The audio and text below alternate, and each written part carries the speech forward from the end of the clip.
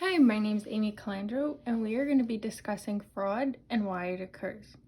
Out of everyone sitting in this room, there will be 1 out of 7 of you that would commit fraud every year, whether it's undetected or detected. The reason this happens is because there's a 99% chance of getting caught when you commit fraud, but that 1% chance, people take a risk and believe they will be the 1% that doesn't commit it. This has been something I've always been passionate about studying because it impacts everybody's life. If you commit fraud, you're stealing from a company and putting other people's jobs at risk. Or you're also putting stockholders or shareholders' lives at risk when you take their money, and then when the fraud becomes detected, they lose all their money and people become out of jobs. Most of the fraud cases have been discovered by whistleblowers, and they are the ones that are mostly impacted when fraud occurs because companies look at them as being a rat. They don't want them working for them anymore because they feel, oh, they're just going to snitch on the company every time something comes up that's out of the ordinary or something that they don't believe is ethical. Unfortunately, whistleblowers do take a lot of backlash because they lose their friends, they could lose their jobs, they put their families at risk because they end up getting a lot of hate.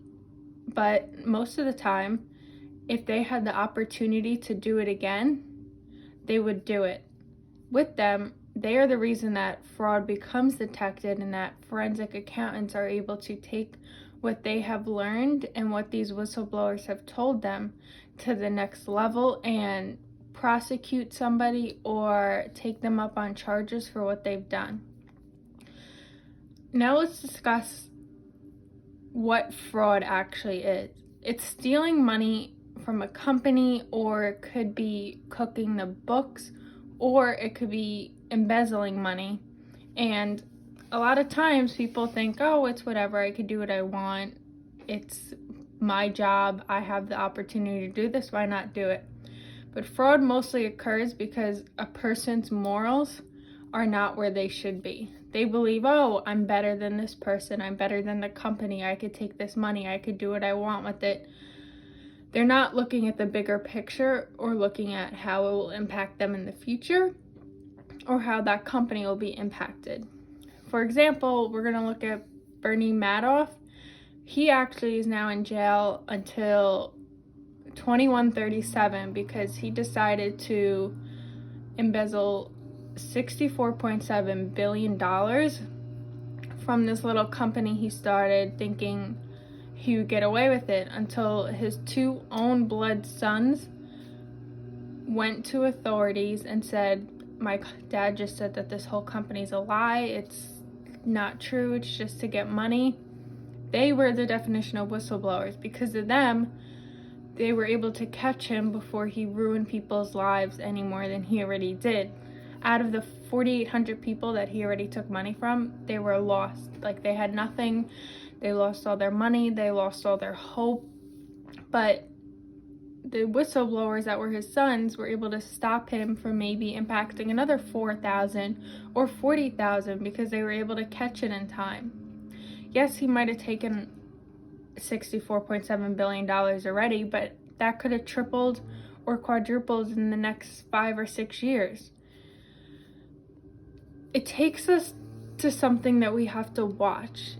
People may not want to be whistleblowers because they're putting their families' lives at risk. They're putting themselves at risk. They could be losing all hope and feel like they're going to be left out in the open, or they can get injured or physically harmed if they take a stand and want to say something. But in the end, they are the reason that people are able to keep their fortunes. They're able to sustain their living if they're investing stocks, or if they're buying shares for a company, wanting to help them, or being shareholders in a company at the top tier. So it's really, you need them, and we need to stand up and be whistleblowers or even say something, because then forensic accountants can get involved and help keep you safe and keep your name where nobody knows who exactly said it.